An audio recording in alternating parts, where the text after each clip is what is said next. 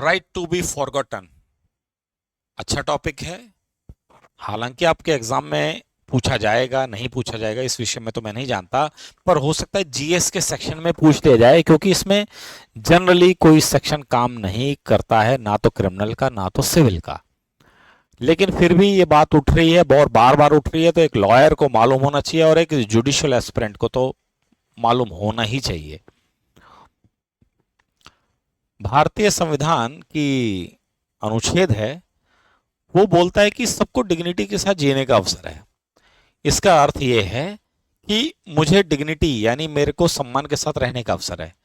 हो सकता है कि मुझसे भूतकाल में कोई भूल हो गई हो, लेकिन आज भी उसी भूल को लेकर मुझे उलाहना देना, मेरे ऊपर व्यक्तिगत टिप्पणी करना या मेरे चरित्र के ऊपर लांछन लगाना ठीक नहीं है। तो इसके लिए क्या किया जाए? हालांकि ये दिल्ली हाईकोर्ट का फैसला जुडिशियल एस्पेक्ट में है, लेकिन इससे पहले भी फैसला आ चुका है। वो सभी एक्सपेक्ट को लेकर आया था। ये इस समय आया है तो इसलिए इसको दोबारा मैंने रखा है, राइट टू बी फॉरगॉटन।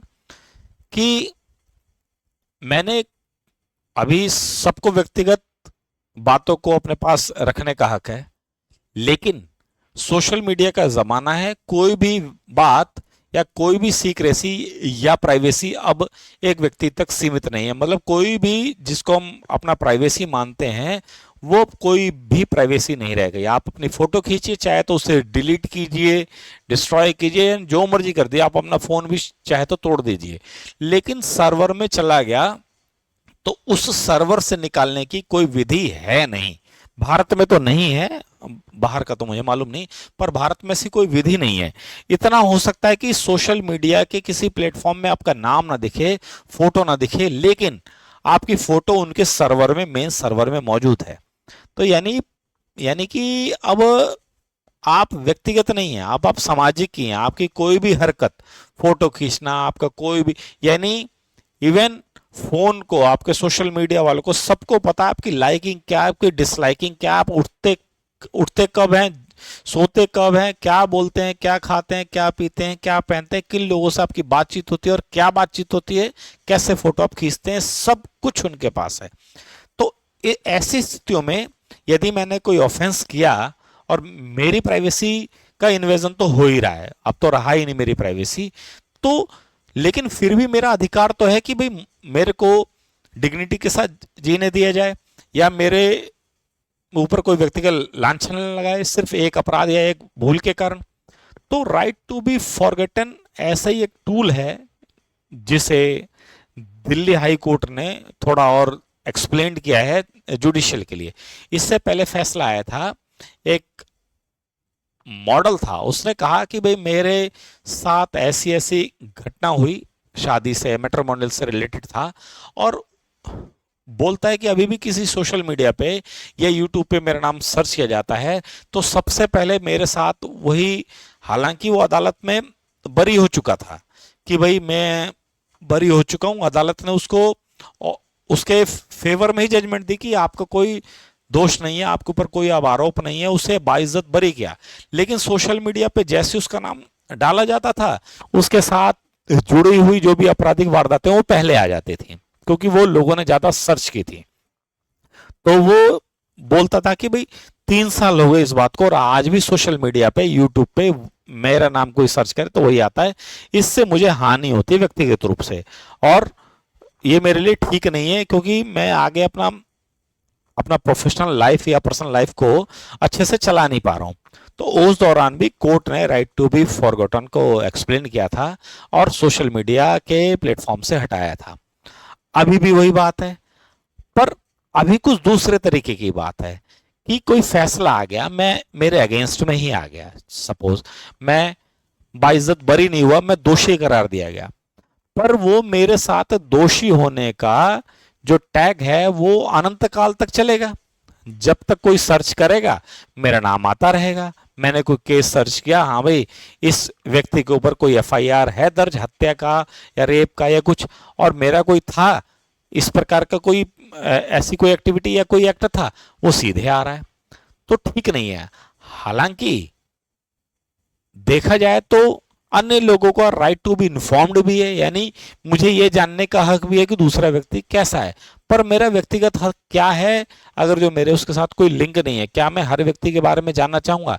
लेकिन कहीं ना कहीं नेचुरल राइट तो है कि जाना जाए। तो इन्हीं बातों को देखते हुए आज का हमारा टॉपिक है, बोलता है आज का टॉपिक कि Lakshyaveer Singh Yadav versus union of India 2026। कहता है Delhi high court justice Sachin Datta has held that right to be forgotten is a constitutionally protected facet of informational privacy under Article 21 of the Constitution of India and laid down the framework governing de-indexing and masking of personal information from judicial records। यानी मैंने अभी बताया Delhi high court ने फैसला दिया है सिर्फ judicial record के लिए, हालांकि राइट टू बी फॉरगॉटन सभी के लिए, नॉट ओनली जुडिशियल रिकॉर्ड। पर आज का टॉपिक हमारा जुडिशियल रिकॉर्ड से संबंधित है, तो इसलिए आज हम इसकी बात करें, क्योंकि इस वर्ष ही है, वो शायद 2023 का था, 22 या आई थिंक, हाँ वर्ष 2022 का था वो केस। पर आज ये बात उठ रही है, आज ये जुडिशियल रिकॉर्ड के संबंध में बात उठ रही है। कहता है डी इंडेक्सिंग किया जा रहा है और मास्किंग ऑफ पर्सनल इंफॉर्मेशन को किया जाए। यानी कहता है क्या डी इंडेक्सिंग है, मास्क्ड क्या है, देखते हैं। कहता है कि recognising the right to be forgotten flows from the constitutional guarantee 21। क्या कहता है? कहता है personal information from public digital accessibility से हटाएं which is no longer relevant और serve as a legitimate public purpose. कहता है जिस इंफॉर्मेशन की जरूरत नहीं है उस इंफॉर्मेशन को पब्लिक डोमेन में रखने से फायदा क्या है। यानी कोई मेरे 5 साल पुरानी कोई हरकत थी, उसकी सजा मुझे मिल गई, अब उसकी उसकी क्या रेलेवेंसी है, तो इसलिए उसको क्या किया जाए, डी इंडेक्सिंग कर दिया जाए और मास्क्ड कर दिया जाए। डिलीट नहीं कह रहा वो, डिलीट नहीं, फैक्ट को क्या कहता है, deindexing remove the web page और judicial record from name based search result while preserving the underlying source material. The record itself continues to exist and remain accessible through purposeful searches। कहता है D indexing कर दिया जाए। D indexing मतलब नाम से आपने सर्च किया, भाई वीरेंद्र ने तो अपराध नहीं किया, भाई वीरेंद्र आपने मेरी पूरी डिटेल डाली, वो नाम से नहीं दिखाएगा, वो केस वाइज कुछ चीज अलग है उससे दिखा देगा। यानी कहता है लोगों को मेरे नाम से एक्सेसिबल नहीं होगा, यानी कोई मुझे व्यक्तिगत ये नहीं ढूंढ पाएगा मेरे ऊपर क्या आरोप थे। हाँ, कोई केस के विषय में अलग बात है, वो जान सकता है, वो उसका अधिकार भी है, और चाहे तो सर्टिफाइड कॉपीज भी ले सकता है। और मास्टर क्या कहता है, only name and personal identification और identities are mask not the substance of judgment. कहता है आपका नाम मास्टर कर दिया जाएगा, यानी आपका नाम आ जाएगा ब्लर्ड, आपकी आइडेंटिफिकेशन आ जाएगी ब्लर्ड, कोई नहीं दिखाएगी आपकी आइडेंटिटी, और तो उसे मास्क यानी छुपा दिया जाए, आपकी आइडेंटिटी को छुपा दिया जाएगा और आपके एड्रेस वगैरह सबको छुपा दिया जाएगा। The reasoning, finding, legal conclusion, case number, court details, relevant details सब वैसे ही रहेंगी, यानी आपके पर्सनल डिटेल्स को हटा दिया जाएगा, उसे कहते हैं मास्किंग। डी इंडेक्सिंग बोलते हैं कि आपका नाम कहीं नहीं आएगा, नाम से सर्च, जैसे अभी आप कोई नाम डालें कि भाई ऐसी रेलेवेंट वेबसाइट पे भाई ये फलाना बंदा है, इसके नाम के ऊपर क्या क्या केस है, तो सारे नाम बता देगा आपको। लेकिन अब ऐसा हो जाएगा डी इंडेक्सिंग, यानी नाम से आप सर्च नहीं कर पाएंगे। आप ये आपके द्वारा ये हो सकता है सर्च 302 के ऊपर, मतलब हत्या का, रेप का, इसके अंदर कौन कौन सी जजमेंट आई इस वर्ष, वो आप देख सकते हैं। नाम से आप सर्च नहीं, आपके द्वारा होगा ही नहीं अब सर्च। दूसरा, आपकी पर्सनल डिटेल, नाम वाम सब कुछ छुपा दिया जाएगा, जजमेंट के फैक्ट्स नहीं छुपाए जाएंगे, नाम इत्यादि सब छुपा दिया जाएगा। अब क्या है भैया, देखें, अब जैसा कि मैंने आपको बताया कि right to be forgotten is an integral part of the right to privacy, it ensured dignity, autonomy and so on. कहता है डिजिटल के युग में आजकल प्राइवेसी रखने का एक टूल साबित हो सकता है, डिग्निटी पूर्ण जीवन जीने का एक साधन साबित हो सकता है। पर दूसरी तरफ यदि कोई कह सकता है कि भाई मेरा राइट भी तो है। मान लीजिए कोई व्यक्ति मेरे साथ व्यापारिक संपर्क रखना चाहता है, या हो सकता है कोई व्यक्ति मेरे से वैवाहिक संबंध रखना चाहता है, तो उसका जानने का भी तो अधिकार है। तो कोर्ट कहती है फ्रीडम ऑफ स्पीच है, बोलने का, फ्रीडम ऑफ प्रेस भी है, ओपन जस्टिस भी है, पब्लिक राइट टू नो भी है, पर इसमें बैलेंस किया जाना इसलिए जरूरी है। आपको व्यक्तिगत रूप से देखना है, आप उस व्यक्ति के लिए व्यक्तिगत ही जाइए ना, उसकी फाइल को सर्च कीजिए।